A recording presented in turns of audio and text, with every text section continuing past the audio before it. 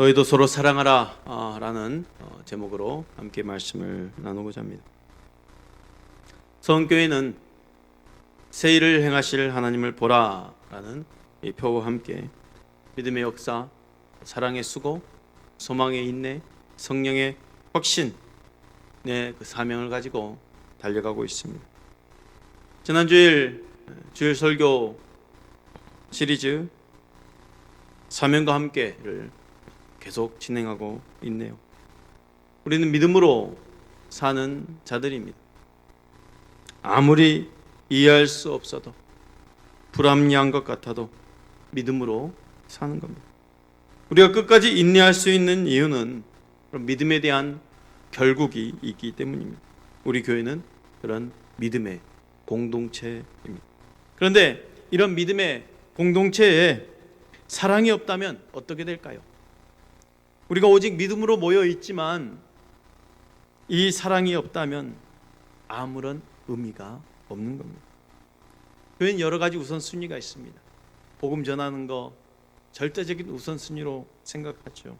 그런데 사랑의 수고는 여유가 있으면 하고, 그리고 선택사항쯤으로 생각할 수 있어요. 그런데 사랑의 수고는 선택이 아닙니다.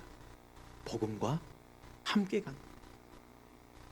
고린도전서 13장 보면 믿음, 소망, 사랑, 이 세 가지는 영원히 있을 것인데 그 중에 제일은 사랑이라 했습니다.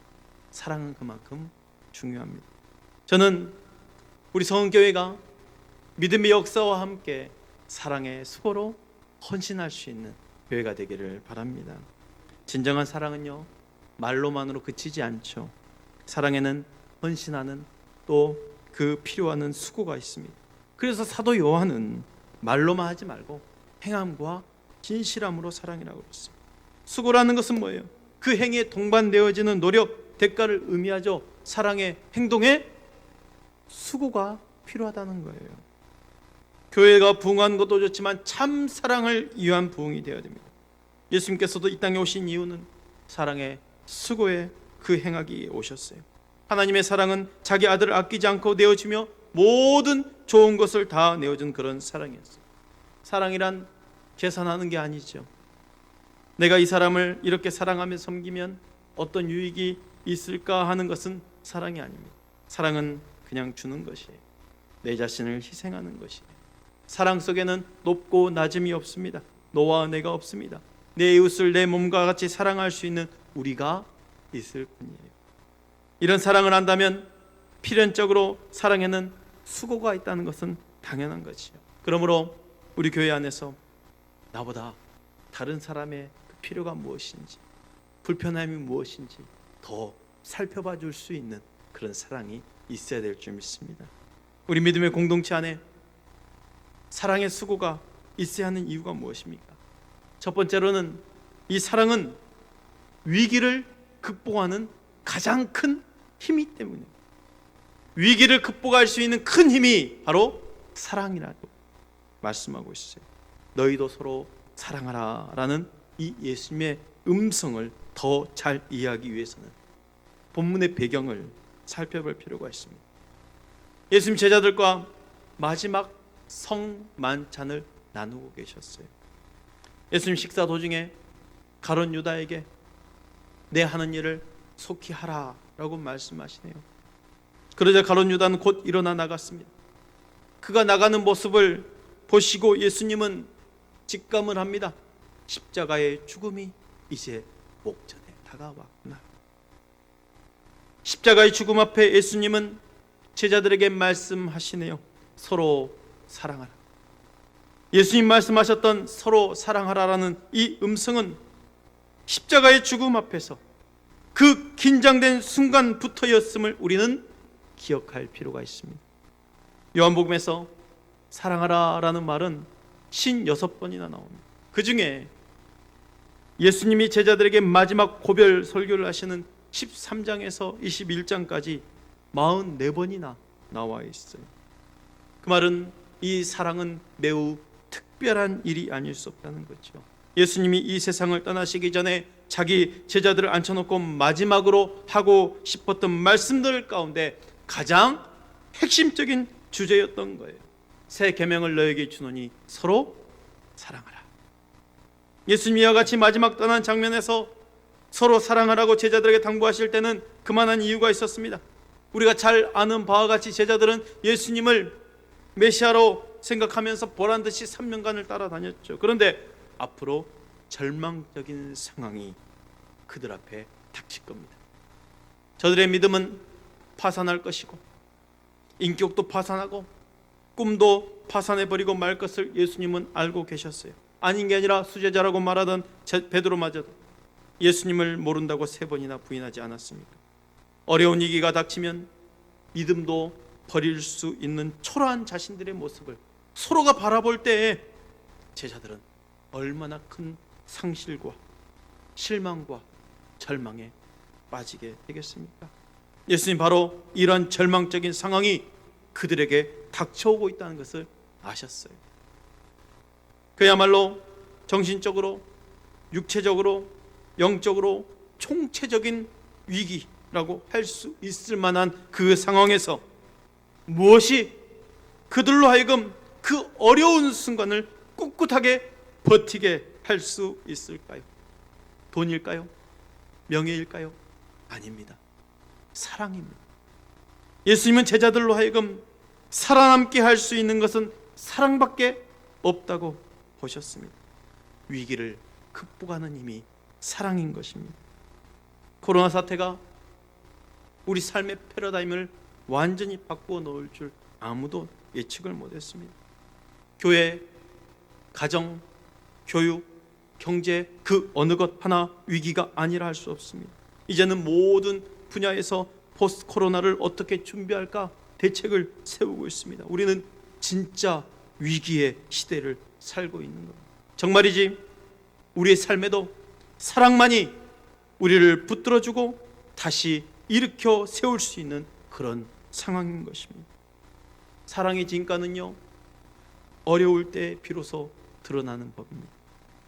만사가 잘 되고 형통될 때에는 그야말로 뭐든지 사랑스럽습니다. 그런데 무언가 부족함을 느끼고 생활이 어려워지고 환경에 어려움이 당하면 서로를 사랑해 줄 여유가 없어지는 거예요. 그러다 보니 괜히 짜증이 나고 사랑하는 부부 사이에도 금이 가기 시작합니다.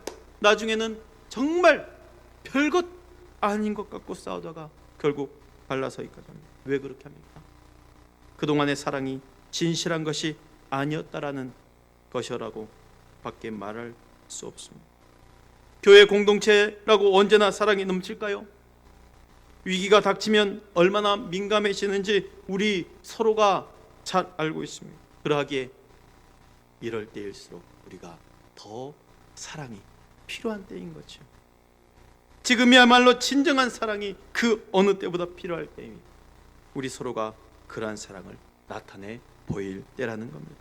사랑은 위기를 극복할 수 있는 힘입니다. 그렇다면 어떻게 이 사랑을 실천할 수 있을까요? 34절에 보니까 새 계명을 너에게 주노니 했어요. 10계명 외에 또 다른 계명이 생긴 걸까요? 11계명이 지금 생기는 겁니까? 새 계명을 너에게 주노니라고 했어요. 서로 사랑하라 라는 이 말씀은 구약 때부터 계속 반복되어 온 말씀인데 어떻게 이 말씀이 새삼스럽게 새 계명이 될 수 있겠습니까? 사실 사랑하라는 이 계명은 이미 구약 율법에도 있고 신약에서도 예수님께서 이 율법을 인용해서 말씀을 하면서 명하신 적이 있어요. 마태복음 22장 37절 40절에 내 마음을 다하고 목숨을 다하고 뜻을 다하여 주 너희 하나님을 사랑하라 하셨으니 이것이 크고 첫째 되는 계명이요 둘째도 그와 같으니 내 이웃을 내 자신과 같이 사랑하라 하셨으니 이 두 계명이 온 율법과 선지자의 강령이니라 이렇게 말씀하시면서 구약의 율법을 요약해 주셨어요. 그렇다면 오늘의 장면에서 예수님이 이렇게 말씀하시는 것이 더 자연스럽습니다. 내가 이전에 말했던 것 같이 너희가 서로 사랑하라, 아니면 율법에 기록된 것 같이 너희가 서로 사랑하라, 이렇게 말하면 더 자연스러운 그런 흐름일 거예요. 그런데 예수님은 새 계명을 너에게 주노니 서로 사랑하라 하셨어요. 왜 이게 새 계명일까요? 바로 그 다음 구절에서 해답을 찾을 수 있습니다. 내가 너희를 사랑한 것 같이 서로 사랑하라. 이 사랑은 이전과 같은 그런 사랑이 아닙니다. 예수님께서 너희를 사랑한 것 같이, 즉 목숨을 버리면서 십자가에 내어준 그 사랑같이 너희가 서로 사랑하라 했어요. 자기 목숨을 버리는 사랑입니다. 곧 십자가의 죽음을 통한 십자가 사랑입니다. 무조건적으로 십자가 죽기까지 자기 자신을 송두리째 내어주시며 희생해 주신 사랑입니다.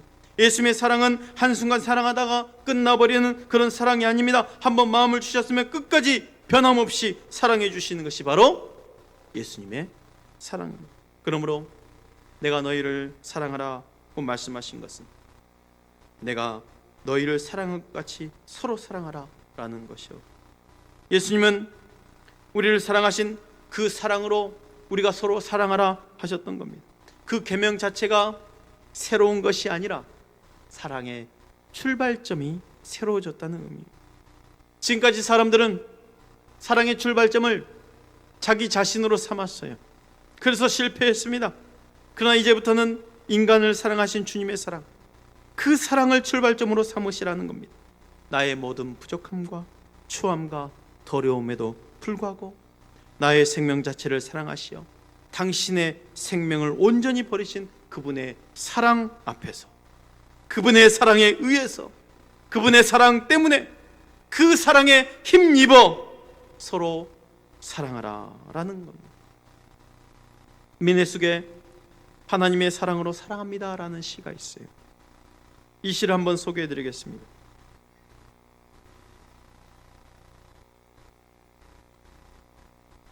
하나님의 사랑으로 사랑합니다.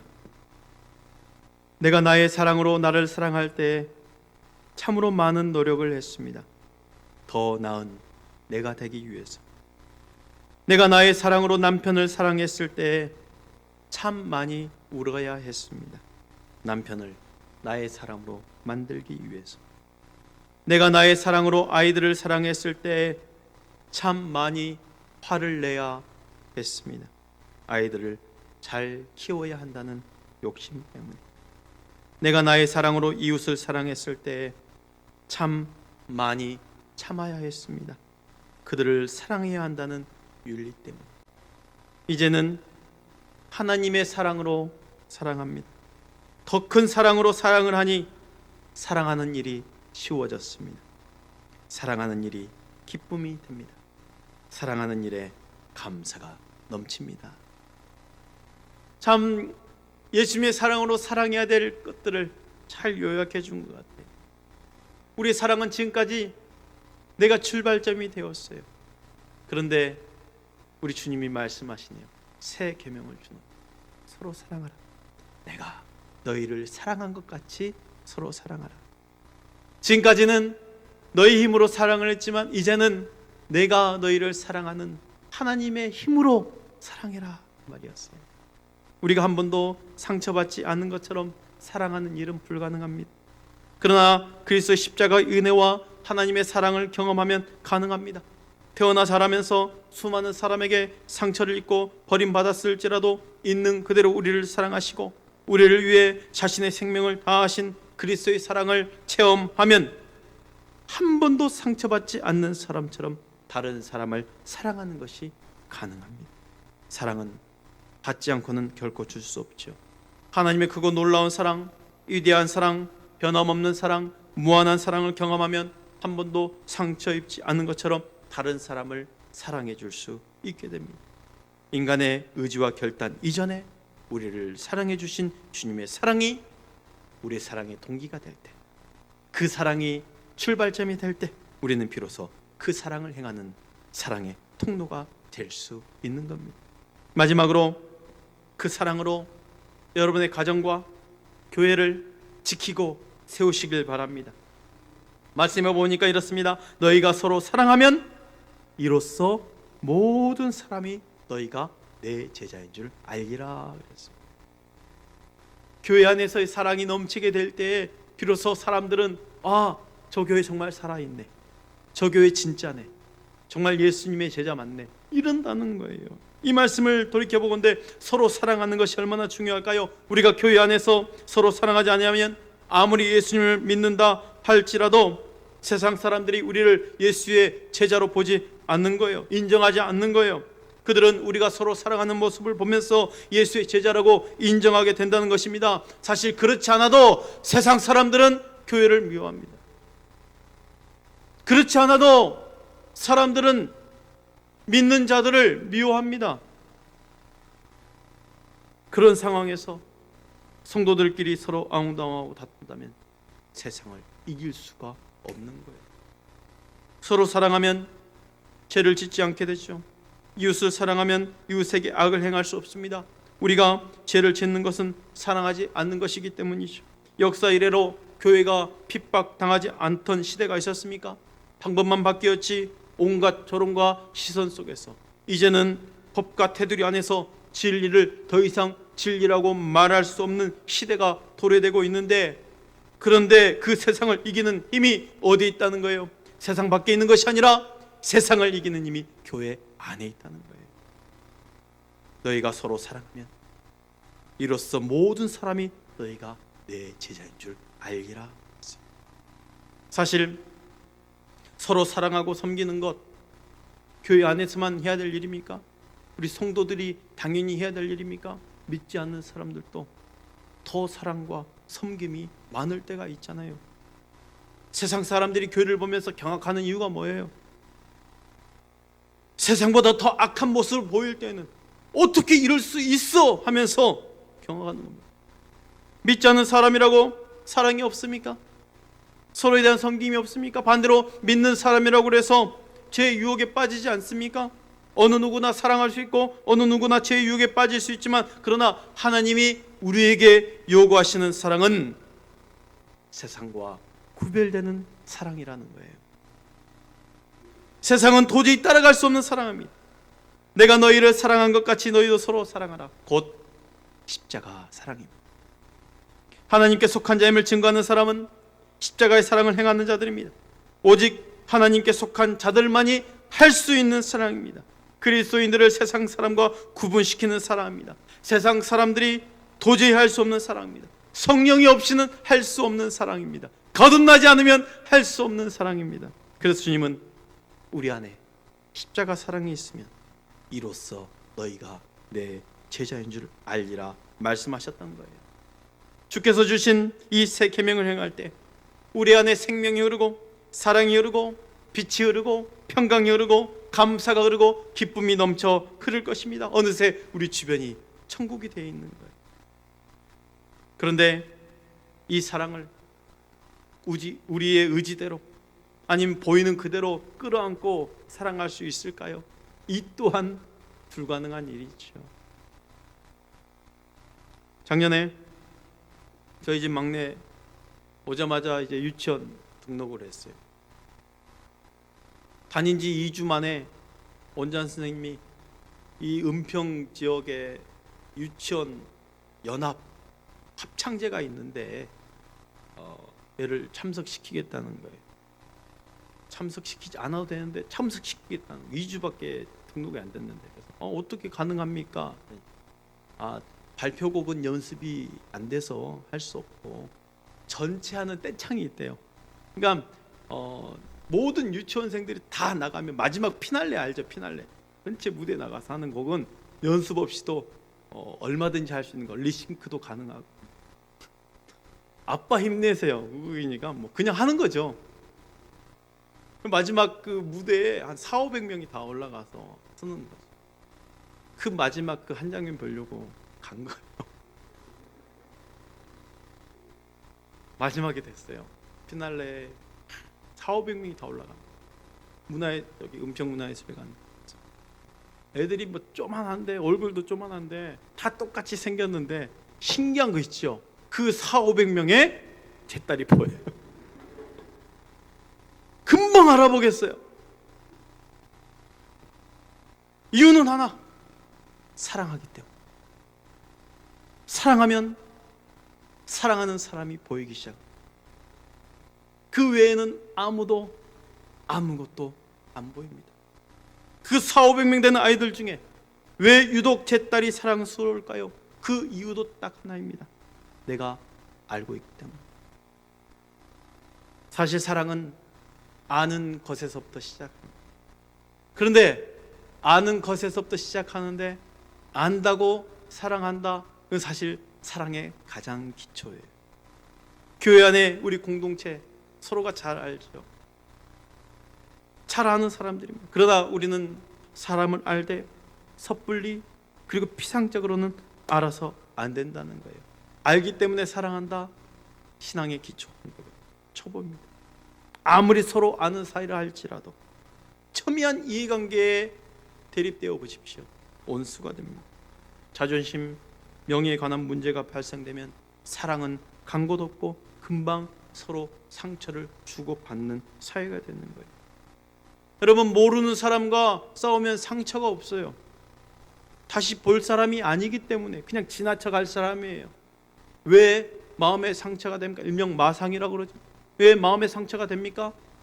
아는 사람, 그것도 가장 가까운 사람, 부모에게, 부부에게, 자녀에게, 또 성도 간에 아니까 상처가 큰 거예요. 모르면 상처가 안 돼요. 제가 운전하다가도 삼거리를 만났어요. 그러니까 막힌 삼거리, 제가 우선 도로가 아니에요. 우회전을 꺾어야 되는데 저기서 직진 차선이 우선이잖아요. 제가 오는 차를 못 보고 그냥 진입하려다가 온 차가 깨갔다 창문을 열고, 야, 이 강아지 새끼야, 그러면 앞에 개가 붙었어. 그리고 이 사람이 멈춰서 내리면 난리 나는데 지나가더라고요. 그 순간 욕먹을 때만 좀 그렇지 집에 왔는데 아무런 상처가 안 돼. 왜? 내가 그 사람 다시 볼 것도 아니니까. 모르는 사람은요, 상처가 없어요. 알기 때문에 상처. 알기 때문에 싸우게 되잖아요. 잘 알기 때문에. 우리가 아는 사람이 서로 사랑하는 것과 마찬가지로 알기 때문에 싸움이 있어요. 알기 때문에 싸울 동기가, 싸울 원인이 생기는 겁니다. 사람을 알되 엉뚱하게도 심각한 다툼의 원인과 동기가 되는 이유는 우리가 알기는 알되 섣불리 알았기 때문에, 피상적으로만 알았기 때문에, 내 주관적으로만 알았기 때문에 다툼이 생기는 거예요. 우리 안에 진정으로 사랑하기 위해서는 상대방의 겉모습이나 외적 조건들만 아는 자가 되어서는 안 됩니다. 참다운 사랑을 위해서는 그와 관련된 모든 것을 수용하고 이해할 수 있는 그런 사랑을 해야 되는 거예요. 그래서 알긴 알되 어떻게? 겉사람이 아니라 그 모든 것을 수용할 수 있는 사랑, 그 사랑이 필요하다는 거죠. 그런데 이 사랑조차도 최종 단계가 아니에요. 여기서 더 나아가요. 우리 지금 사명에 대해서 함께 나누고 있어요. 제가 이 말씀은 분기별로 할 거예요. 믿음의 역사, 사랑의 수고, 소망의 인내, 성령의 하신. 아마 지혜로운 자는 다음 주에는 인내에 대해서 하겠구나라고 생각하시겠죠. 지금 이 사랑에 대해서 우리가 나눌 때에는 이 성도 안에 이 사랑은 정말 알기 때문에 사랑한다, 이거는 가장 기초적인 것. 이 모든 것을 수용할 수 있는 사랑, 거기까지 나아가야 되는데 거기서 한 단계 더 나아가야 될 게 있습니다. 우리는 왜 서로 사랑해야 됩니까? 단순히 부모와 자녀이기 때문에? 아니면 정말 서로 사랑하는 부부이기 때문에? 아니면 교회 공동체 안에서, 그리스도 안에서 한 형제요 자매이기 때문입니까? 내 가족, 교회 안에서의 성도, 이웃들, 내가 만나는 모든 사람들은 그가 천하보다 귀한 영혼이기 때문이에요. 한 영혼이기 때문이에요. 우리 주님이 생명을 버리시면까지 그 생명을 구원해낸 생명이기 때문에 사랑하는 거예요. 우리가 이 생명을 볼 수 있는 시선만 있다면, 한 영혼을 볼 수 있는 시선만 있다면 비로소 교회 안에 그 엄청난 사랑으로 말미암아 큰 힘을 공급받을 수 있을 겁니다. 주님은 우리의 외적인 조건에 따지지 않고 우리의 생명 자체를 사랑해 주셨습니다. 영혼에 대한 사랑의 가치, 생명의 눈을 뜨시길 바랍니다. 우리에게 영혼을 보는 눈이 있다면, 한 생명을 볼 수 있는 시선이 있다면 사랑하지 않을 사람이 없는 거예요. 나를 만난 모든 사람이 곧 내가 십자가의 사랑으로 사랑해야 할 대상이 되는 겁니다. 그 사랑의 실천을 먼저 가정 안에서 이루시길 바랍니다. 남편을 볼 때 한 영혼으로 바라봐 주시길, 아내를 볼 때 천하보다 귀한 생명으로 바라봐 주시고, 자녀를 볼 때 나와 동일한 하나님 앞에서의 한 영혼으로 바라보시길 바랍니다. 내 자녀를 볼 때 그래 너는 내 아들이고 난 너의 부모야, 넌 내 말을 들어야 돼, 이게 아니에요. 하나님 보실 때는 나도 영혼이고 내 자녀도 하나님 앞에 서야 될 영혼인 거잖아요. 동일한 영혼인 거예요. 그 영혼을 볼 수 있는 시선만 있다면 여러분 가정을 든든하게 세워나갈 수 있을 겁니다. 우리 교회를 든든하게 세워나갈 수 있을 겁니다. 그 사랑으로 여러분의 가정을 지키시고 세우시길 바랍니다. 그 사랑으로 우리 교회를 지키시고 세우시길 바랍니다. 이 사랑은 위기 때에 가장 큰 힘을 공급해 주시는 능력이 된다는 것을 기억하시고, 그 십자가 앞에서 서로 사랑하라라는 주님의 음성, 이 음성 기억한다면 지금의 환경 우리는 넘어갈 수 있습니다. 뭘로요? 사랑으로, 사랑의 힘으로 서로 사랑합시다. 사랑합시다. 오늘도 그 사랑으로 가정을 세워나가시길 바랍니다.